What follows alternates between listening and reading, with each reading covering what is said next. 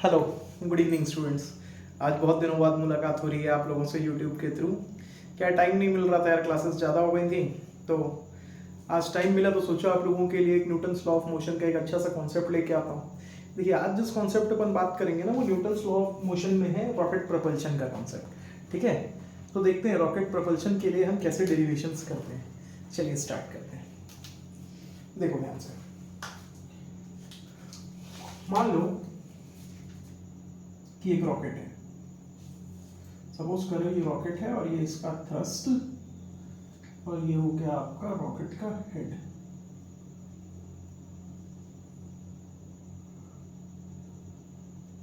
ठीक है, मान लेते हैं कि रॉकेट का जो मास है, mass of rocket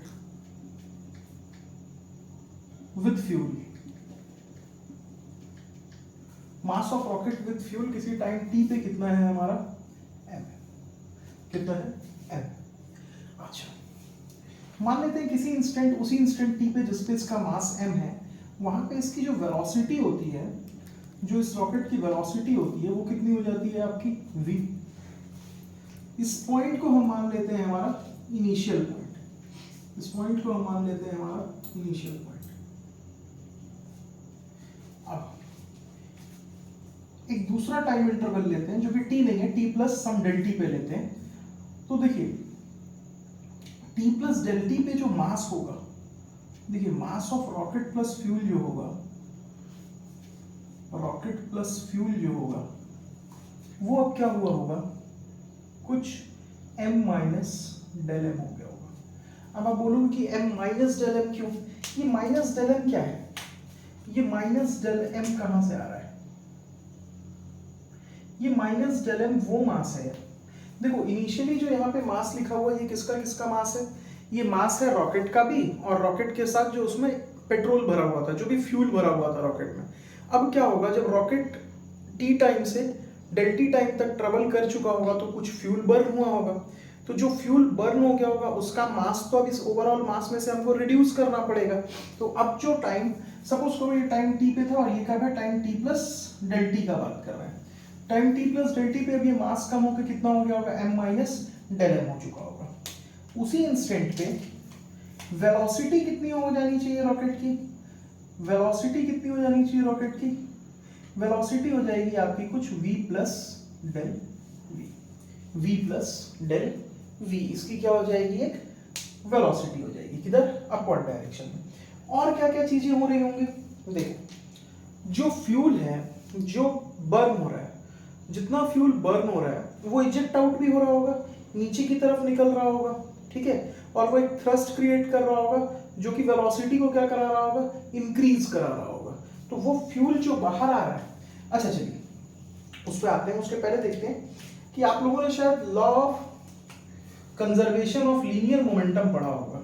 law of conservation of linear momentum पढ़ा होगा। इस कंडीशन में law of conservation of linear momentum लगाने की कोशिश करते हैं। तो इनिशियल मोमेंटम कितना था इसका, mv, और फाइनल मोमेंटम जो कि टाइम टी, इनिशियल मोमेंटम कब, टाइम टी पे, और फाइनल मोमेंटम की बात कब की जा रही है, t प्लस डेल टी पे, वो कितना हो गया होगा। देखिए मास इनटू वेलोसिटी से बनता है, तो यहाँ क्या है, mass m minus del m into v plus del v। ये डेल v क्या है, ये डेल v कहाँ से क्या चीज आई हुई है, ये देखिए ये डेल m को मैंने लिखा नहीं था, ये क्या था, फ्यूल। फ्यूल कौन सा फ्यूल, जो बर्न हो चुका है, फ्यूल। और ये वेलोसिटी क्या है, जो इंक्रीज्ड वेलोसिटी है। कैसी वेलोसिटी, जो इंक्रीज हुई। ठीक है, तो अब ये क्या हो जाएगा, इसका इनिशियल मोमेंटम क्या हो जाएगा, mv, और फाइनल कितना आना चाहिए, m minus del m into v plus del v. और देखो जो बर्न्ड गैस होगी, जो बर्न्ड गैस होगी वो किधर जा रही होगी, नीचे के साइड जा रही होगी, और इसके ऊपर क्या लगा रही होगी, थ्रस्ट लगा रही होगी ऊपर की तरफ। अब नीचे की तरफ जा रही होगी तो उसकी नीचे की वेलोसिटी को हम डिनोट कर देते हैं vg से, वेलोसिटी ऑफ गैस। और इसका मास कितना होगा, इसका मास कितना होगा, डेल m। अब बोलो कि डेल m मास क्यों होगा, तो देखो यहाँ पे कितना मास कम हुआ है, फ्यूल का कितना मास आपने रिड्यूस किया, डेल m। तो वही डेल एम अमाउंट का fuel del m into v g इसका मोमेंटम हो गया। जितना फ्यूल यहाँ से खत्म हुआ उतना ही फ्यूल नीचे की तरफ गया होगा, इसीलिए यहाँ से जितना मास रिड्यूस किए उतने ही मास का फ्यूल क्या मान लिए कि इजेक्ट आउट हुआ होगा। तो ये हो गया। अब इसको जरा सॉल्व करते हैं। इस इक्वेशन को जब आप सॉल्व करोगे तो क्या मिलेगा आपको, mv इक्वल्स टू mv प्लस m del v minus del m into v minus del m del v minus vg del m। ठीक है, अब यहां से देखो mv वाले टर्म क्या हो जाएंगे, कैंसिल आउट हो जाएंगे। अब यहाँ पे एक टर्म आया हुआ है आपका minus of del m into del v. ये देखिए minus of del m into del v. Del m क्या है, very small change in m, और डेल वी क्या है, very small change in v. जब दो बहुत छोटे छोटे नंबर का प्रोडक्ट करते हैं तो जो रिजल्ट आता है वो क्या आता है, और भी एक छोटा नंबर आता है। इसीलिए del m into del v वाले टर्म को हम क्या कर देंगे, नेग्लेक्ट कर देंगे। तो हमारे पास क्या बच जाएगा, हमारे पास क्या बचेगा, आप देखते रहो।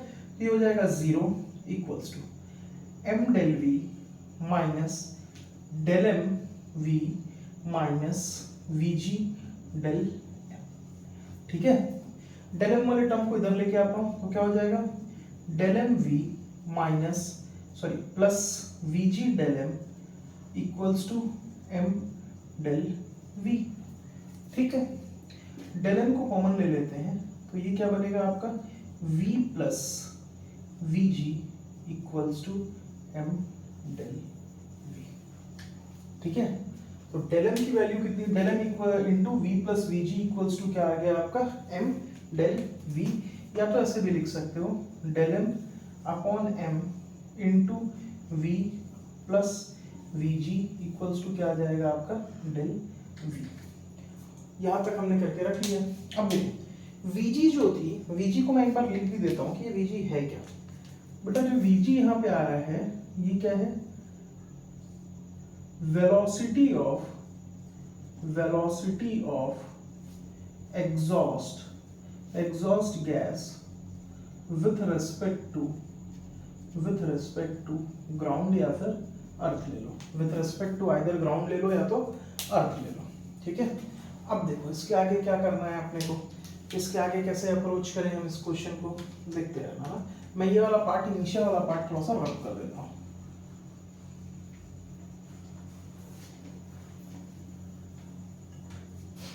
देखो Vg जो है वो क्या है, velocity of exhaust with respect to earth या ग्राउंड, जो भी लेना है। अब यार velocity of exhaust with respect to earth जो है ना वो मेरे लिए उतना हेल्पफुल है नहीं।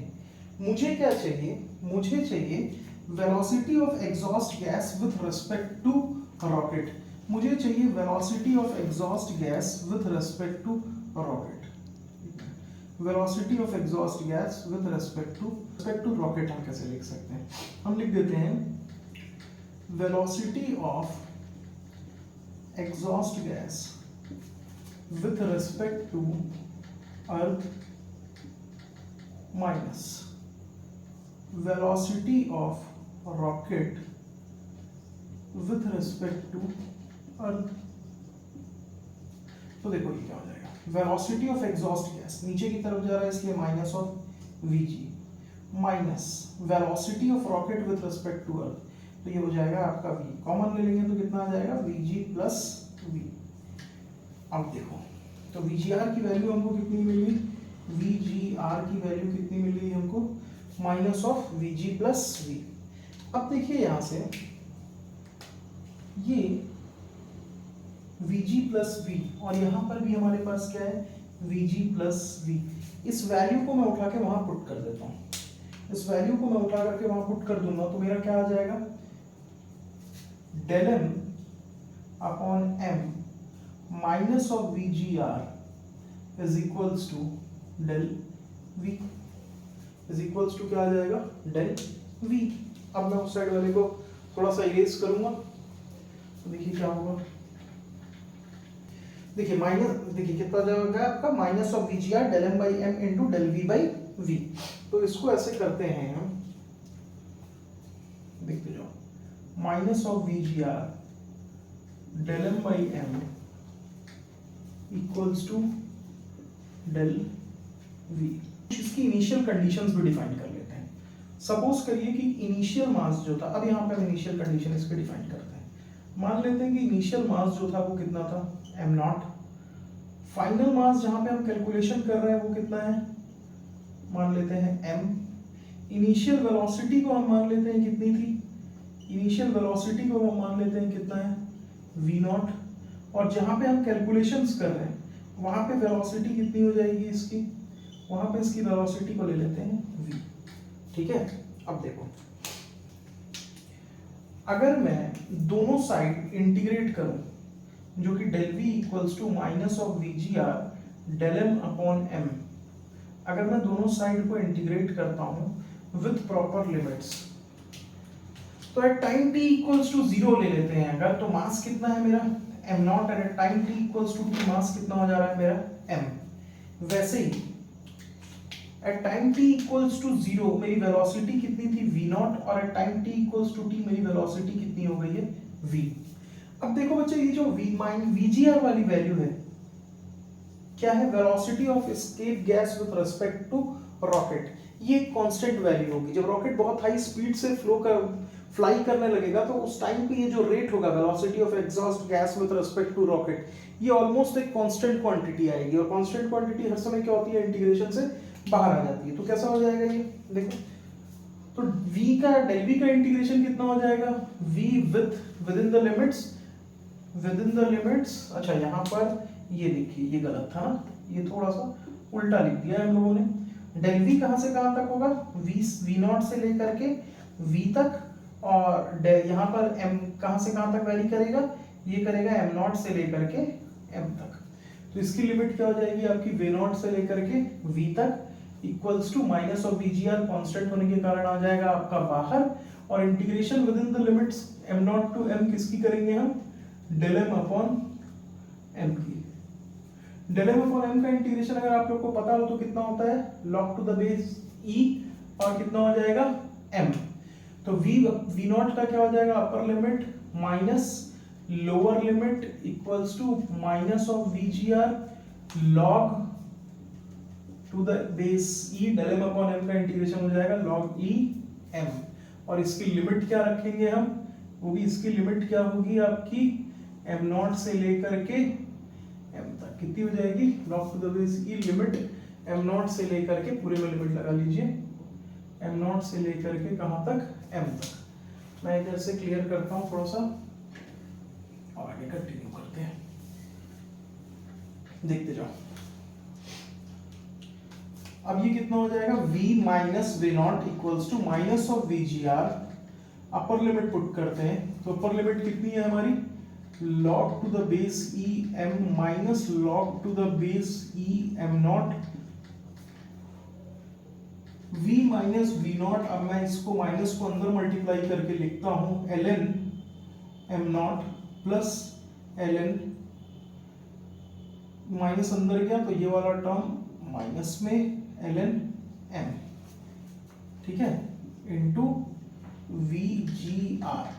ln कहां से है, log to the base e को हम क्या लिख सकते हैं, ln लिख सकते हैं। तो v इक्वल्स टू कितना हो जाएगा, v naught plus vgr into ln m not minus ln m। अब अगर आपको log की प्रॉपर्टी मालूम हो, log a minus log b क्या होता है, log of a by b, तो इसको और क्या लिख सकते हैं, v equals to v naught plus vgr ln m naught upon m। तो ये आपका क्या आ गया, फाइनल एक्सप्रेशन आ गया, ये आपका क्या आ गया, फाइनल एक्सप्रेशन आ गया। इसके लिए velocity of rocket eight any time t के लिए ये क्या है आपका फाइनल एक्सप्रेशन हो जाएगा, ठीक है। इन्हीं सारे एक्सप्रेशंस में थोड़ा थोड़ा छेड़छाड़ करते हुए आगे बढ़ते चलेंगे हम, ठीक है, देखते रहो ध्यान से।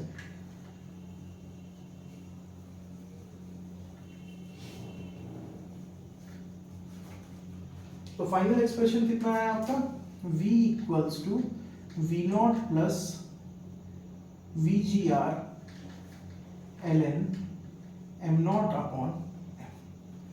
अब मैक्सिमम वेलोसिटी कितनी हो सकती है रॉकेट की? मैक्सिमम वेलोसिटी या बर्नआउट वेलोसिटी? मैक्सिमम वेलोसिटी को बर्नआउट वेलोसिटी क्यों बोलते हैं? देखो रॉकेट कब तक ऊपर जाएगा? जब तक रॉकेट में फ्यूल रहेगा तभी तक तो रॉकेट ऊपर जाएगा। जब रॉकेट का फ्यूल खत्म हो जाएगा तो उस समय जो वेलोसिटी अटेन कर चुका होगा रॉकेट, वो क्या बन जाएगी? उसकी मैक्सिमम वेलोसिटी बन जाएगी। देखो यहाँ पे एम नॉट क्या था? एम नॉट क्या था? रेस्ट वाला मास था या इनिशियल मास था हमारा रॉकेट का।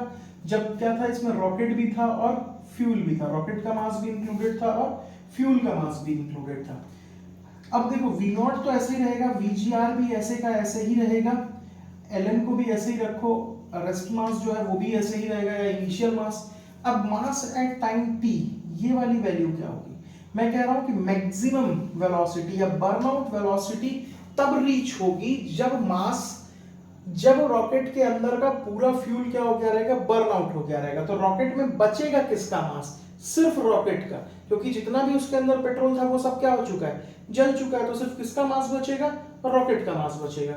तो यहाँ पे क्या आ जाएगा? मास ऑफ, कई बुक्स में कंटेनर लिखा होगा, कई बुक्स में रॉकेट लिखा होगा। तो ये किसका इक्वेशन हो जाएगा आपका? Maximum velocity of rocket at time t या फिर बर्नआउट वेलोसिटी ऑफ रॉकेट। ठीक है। अब देखो एक और टर्म देखते हैं। यहां पे एक इक्वेशन लिखी हुई है, minus of we ji are del M upon m equals to del v. लिखता हूं इसको, देखो del v equals to minus of we ji are del M upon m. ठीक है, एक काम करते हैं, मैं दोनों साइड ऑफ द इक्वेशन को डेल टी से डिवाइड कर देता हूं। तो क्या आएगा देखते हो, del we by del t equals to minus of we ji r upon M del M by del T. क्या आ जाएगा? Del we by del T. अब del we by del T, D V by D T क्या होता है? Rate of change of velocity को हम क्या लिख सकते हैं? एक्सेलरेशन लिख सकते हैं। तो एक्सेलरेशन इक्वल्स टू क्या हो जाएगा? Minus v ji r upon M del M by del T. ठीक है। अब यहां से देखो, अगर मैं इस m को यहां मल्टीप्लाई कर दूं तो m into a equals to क्या हो जाएगा? Minus of we ji are del M by del t. M a को ही क्या कहते हैं? फोर्स। तो ये F इक्वल्स टू कितना हो जाएगा? Minus of we ji are del M by del T. ठीक है। और ये कौन सी फोर्स आई है? ये कौन सी फोर्स आई है आपकी? ये आया है अपथ्रस्ट। क्या आया है? अपथ्रस्ट। नेगेटिव साइन क्या डिनोट कर रहा है यहाँ? ये नेगेटिव साइन का क्या सिग्निफिकेंस है यहाँ पे? नेगेटिव साइन का सिग्निफिकेंस ये है बच्चे कि जो एग्जॉस्ट गैस है, एग्जॉस्ट गैस की डायरेक्शन कैसी है? देखो इस डायरेक्शन में क्या निकल रहा है आपका? एग्जॉस्ट। और रॉकेट किस डायरेक्शन में प्रोपेल हो रहा है? ऊपर के डायरेक्शन में। तो ये नेगेटिव साइन का सिग्निफिकेंस ये है कि जो एग्जॉस्ट की गैसेस हैं वो सब कहाँ जा रही हैं? नीचे। और उनके ऑपोजिट डायरेक्शन में कौन फ्लाई कर रहा है? हमारा रॉकेट फ्लाई कर रहा है। ठीक है। अब एक और छोटा सा कॉन्सेप्ट यहां से डील करना बनता है। एक बहुत इंपॉर्टेंट, बहुत छोटा सा कॉन्सेप्ट है जो यहीं से उठाएंगे हम। देखो मैं उधर मिटा रहा हूं, यहां से एक छोटा सा कॉन्सेप्ट इसके ऊपर डिस्कस कर लेते हैं। देखो तो यहाँ क्या आ गया? M equals to minus of we ji are del M by del T. इसको लेकर के एक और चीज उठाता हूँ। देखो M equals to minus of we ji are del M upon del T. कितना हो जाएगा? Del M upon del T. यहाँ पे जो नेगेटिव साइन है उसका सिर्फ इतना सा सिग्निफिकेंस है कि वो क्या शो कर रहा है हमको कि जो रॉकेट का एग्जॉस्ट गैस है वो नीचे आ रहा है और जो रॉकेट है वो कहाँ फ्लाई कर रहा है? अपवर्ड्स फ्लाई कर रहा है। ठीक है। तो कुछ देर के लिए मैं इसको मैग्नीट्यूड वाइज ऐसे लिखता हूँ, M A is equals to V ji are del M by del T. मैं सिर्फ इतना यूज करूंगा इसको। ठीक है। फिर यहाँ पे भी डेल टी ही रखो। ठीक, वो गलती से डी टी हो गया था। अब देखो, अगर मेरे को निकालना हो acceleration of rocket eight any time T find करेंगे हम acceleration of rocket eight any time तो कैसे निकालेंगे acceleration of rocket eight any time T कैसे होगा। देखो अब ध्यान से देखना, जब रॉकेट ऊपर की तरफ फ्लाई कर रहा होगा, अगर हम ग्रेविटी को भी कंसीडर कर लें, कि रॉकेट ऊपर की तरफ फ्लाई हो रहा है और ग्रेविटी कहाँ लग रही है, ये तुम्हारे रॉकेट का डायरेक्शन है और ग्रेविटी कहाँ लग रही है, नीचे लग रही है, ग्रेविटी कहाँ लग रही है, डाउनवर्ड्स लग रही है। रॉकेट जो है वो ऊपर की तरफ फ्लाई कर रहा है एफ से, और ग्रेविटी mg कहाँ लग रही है, नीचे लग रही है।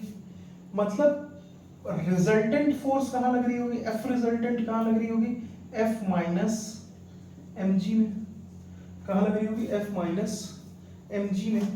तो एफ माइनस mg की अगर बात करें तो एफ की वैल्यू कितनी है हमारे पास, एफ की वैल्यू है हमारे पास VGR del M by del T minus, ये कितना हो जाएगा, mg की जगह मैं पुट कर देता हूँ mg।